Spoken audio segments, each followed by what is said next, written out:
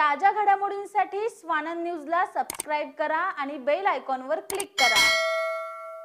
कल्याणात देशी बनावटीचे पिस्तूल घेऊन फिरणाऱ्या एका आरोपीला कल्याण क्राईम ब्रांच पोलिसांनी अटक केली आहे। कल्याणच्या नेतिवली चक्कीनाका परिसरात एक इसम देशी बनावटीच्या पिस्तूल व काडतुसे बाळगत असल्याची माहिती कल्याण क्राईम ब्रांचला मिळाली होती।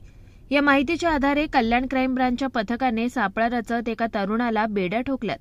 बिंदास म्हात्रे असं या तरुणाचं नाव असून त्याच्या घरातून एक देशी बनावटीची पिस्तूल, मॅगझीन, 2 जिवंत काडतूस आणि एक काडतुसाची पुंगळी असा 62,000चा शस्त्रसाठा जप्त केलाय। या प्रकरणी बिंदास म्हात्रे विरोधात कोळशेवाडी पोलीस ठाण्यात गुन्हा दाखल करण्यात आलाय। त्याने पिस्तूल कुठून व कशासाठी आणले होते याचा तपास पोलीस करतायत।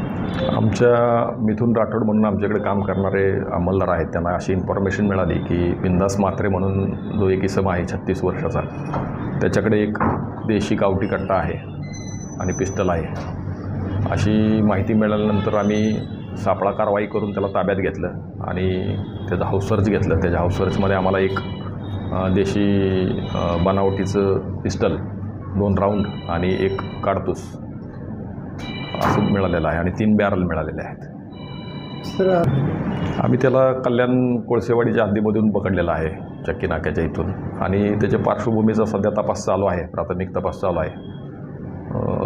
अजून काही त्याच्या बाबतीची पूर्ण माहिती नाही आहे, तपासामध्ये निष्पन्न होईल। बाबतीत तपास चालू आहे।